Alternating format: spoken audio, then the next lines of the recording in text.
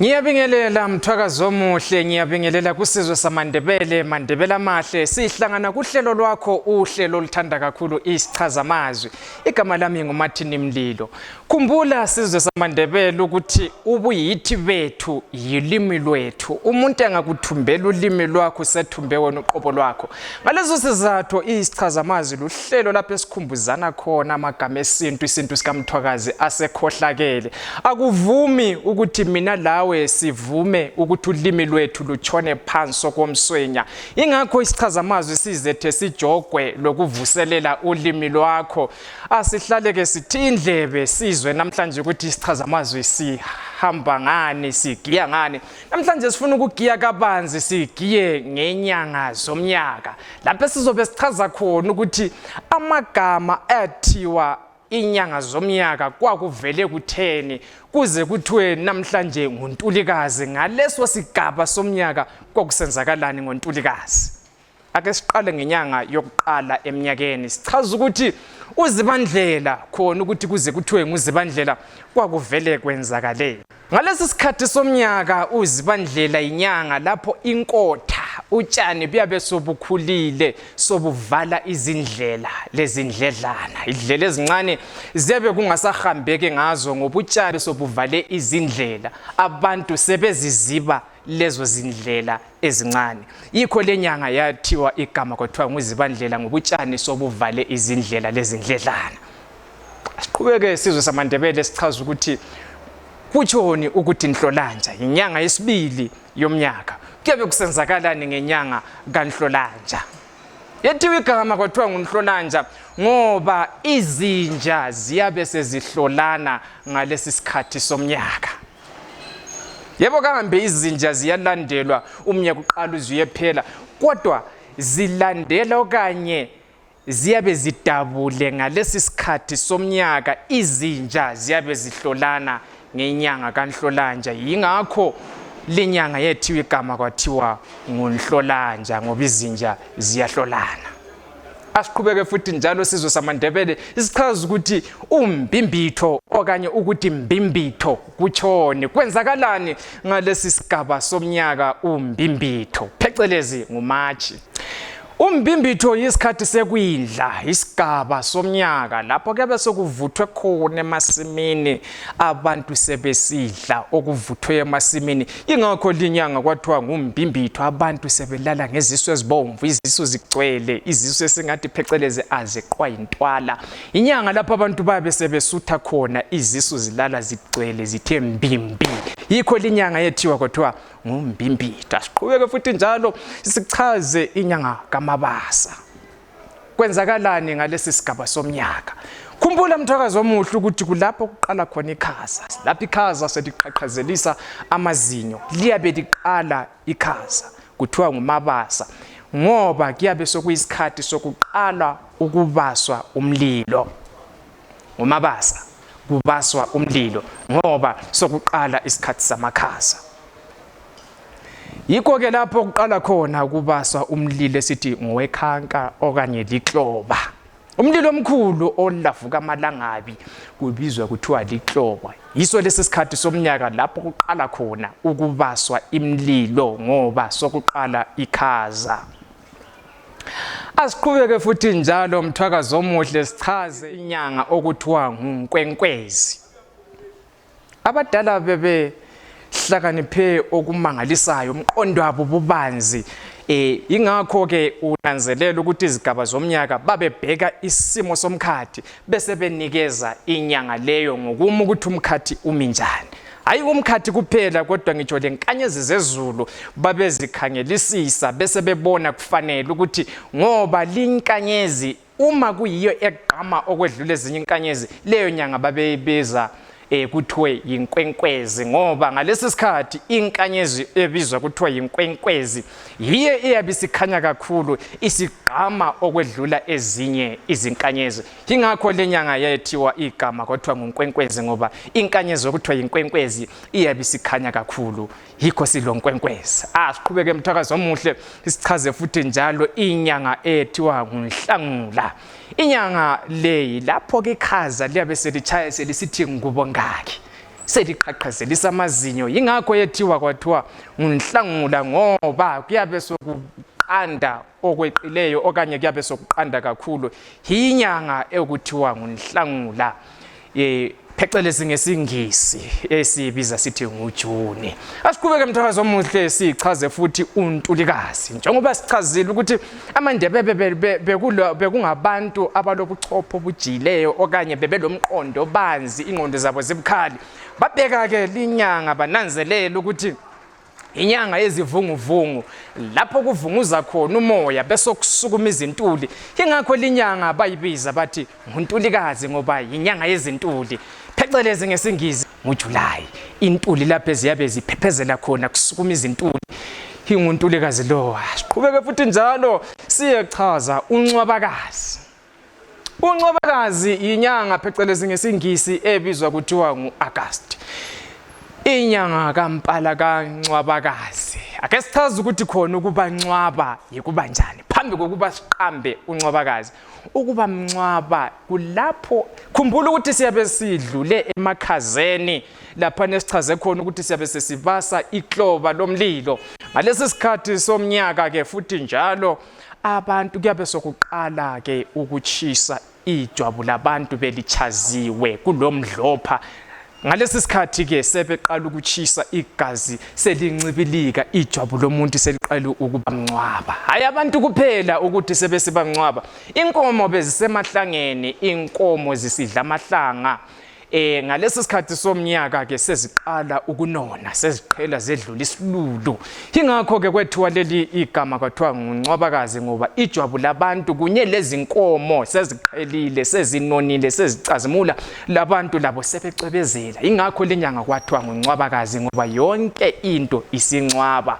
Ingakho silo Ncwabakazi. Qhubeka mthakazi omuhle sichaze umpandula. Umpandula isikhathi somnyaka bekuqala khona umnyaka omutsha. Yikho ke kwathiwa ngumpandula kusitsho ukuqala komnyaka omutsha.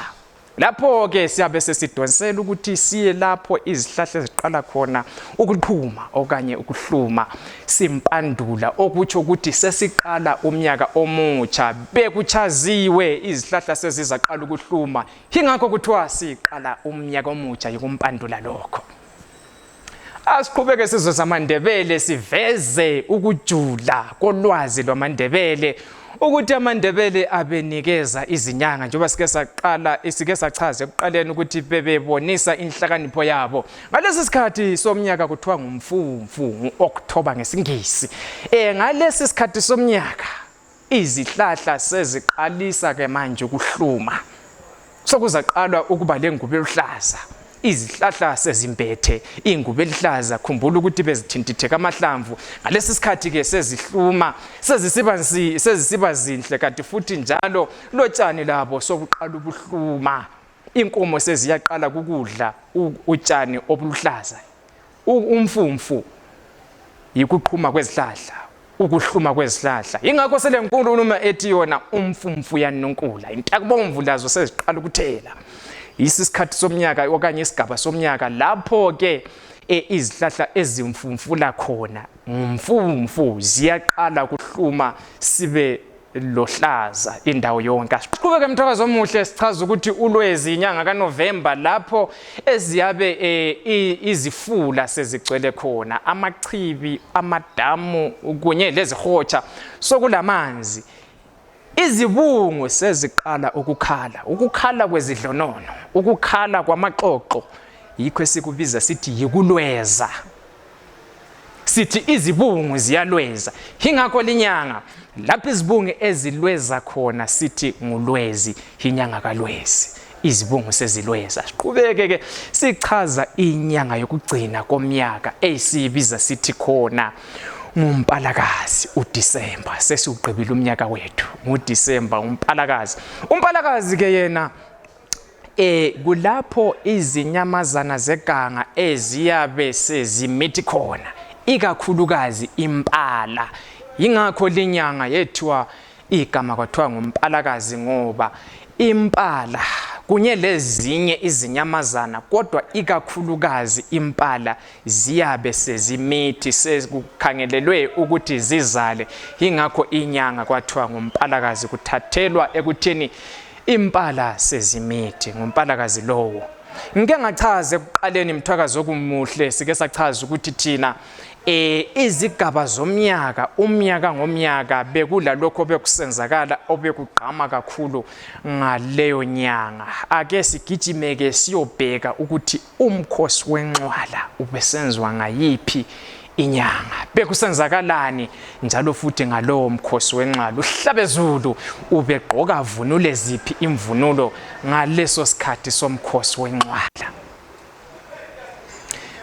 Ngomkhosi wenxwala Mthwakazi omuhle, lokho siqhubeka sichaza obekusenzakala ngesikhathi sezigaba zomnyaka. Umkhosi wenxwala kulapho ke obekuthi nxa sokuvuthiwe emasimini, phambi kokuba uZulu angene adle angabefuna ukukudla emasimini, bekusenziwa okuthiwa ngumkhosi wenxwala. Kulapho ke inkosi yohlanga bekungenziwa ngumuntu nje kuphela.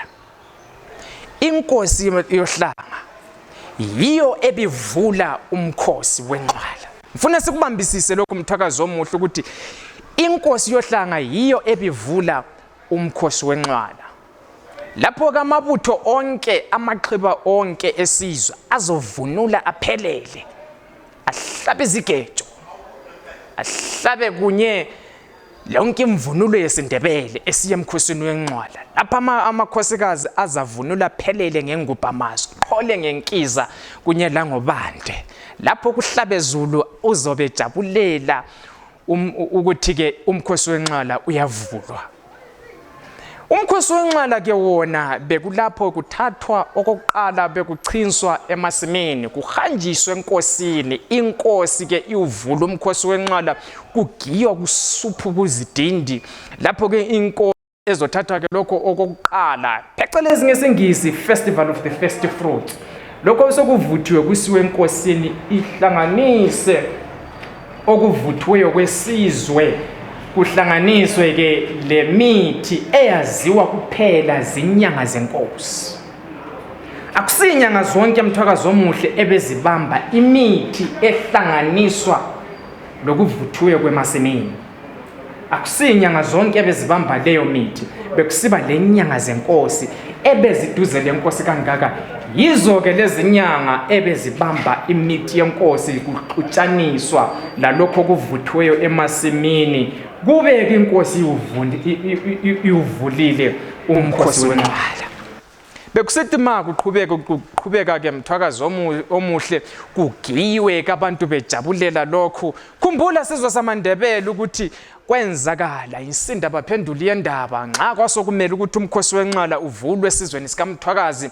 Benzo kungenziwayo, bafisa ukuthi kuthwase kuphuma ilanga elinye lingakatshone, kanti bayinyathele emsileni ngesikhathi lapho kugcotshwa unkulumane. Kanti ke inkosi yohlanga yisawadla amabele. Kwakuyisikhathi ke leso sebefuna ukuthi umntwana avule inxwala, kanti kakuvume esizweni okanye kuhlabezulu ukuthi kuphume elinye ilanga lingakatshoni.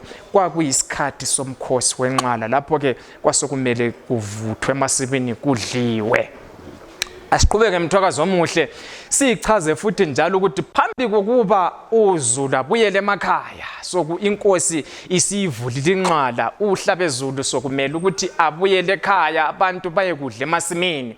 Umnumzana umninimuzi ubethi nxa efika ekhaya abesethatha ke okuvuthiweyo kwemasimini laye, phambi kokuthi umuntu wonke ekhaya aye kudla angene emasimini. Umninimuzi ubefika ke ekhaya layo ngokosendo kwalapha ekhaya, okwanye ngokomkhuba walapha ekhaya.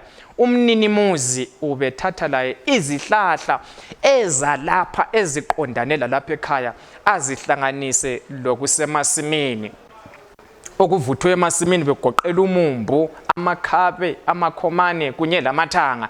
Yilokhu ke njalo obekuhlanganiswa ngumninimuzi ukuthi akuhlanganise le mithi abesenikeza abantwana bahlafune bamumade nxa beqeda lokho bakukhafule bathathe bechaye amalunga omzimba bethi doloqina. Lokhu bekusenziwa ngoba kukholela ukuthi ukudla kokuqala lokhu kusasele nyongo okanye kusasele imkhuhlane, ingakho bekusenza lokhu ukuze kukhiphe imkhuhlane egoqela ngitsho lenyongo.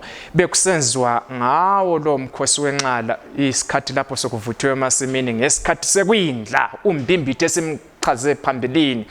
Ngaphambi kwalokho ke umnumzana ubethi nxa sekwenzile lokho abantwana sebezichaye amalunga ngokudla lokhuyana bekubizwa ukuthi bebethi khona doloqina. Lapho ke wonke umuntu sengena ke emasimini athathe lokho afuna ukukudla. Khumbula mthakazi omuhle ukuthi bekungangenwa nje kuphela, bekungena umuntu ephethe izitsha okanye ephethe iqoma ngesingisi phecelezi sithi yibasket. Liqoma ke lelo bengena ke bangene bayofula. Ukufula mthwakazi omuhle yikho lokho esikutsho ukuthi umuntu uyageca umumbu athatha amakhomane kuyedliwe ekhaya kugecwe imfe, yikho bekuthiwa ikufula. Konke lokhu kwenziwa sokuqale ngomkhosi wenxwala. Kulandele ke mase besuka kumkhosi wenxwala umnumzana umninimuzi sesiyakwenza okosendo lwakhe ekhaya ukuthi kuchinswe ahlanganisa imithi esichazileyo. Ngaleso sikhathi ke wonke umuntu olapha ekhaya usevunyelwa ukuthi angene ensimini agece adle. Asibonge mthakazi omuhle, sizobuya sihlangane futhi njalo sichaza okunye okusichazayo thina ukuthi singobani thina singamandebele. Siyabonga mthakazi omuhle, khumbula ukuthi ulimi lwakho yilo lokuchazayo ukuthi wena ngubani. Sikuhlelo isichazamazwi.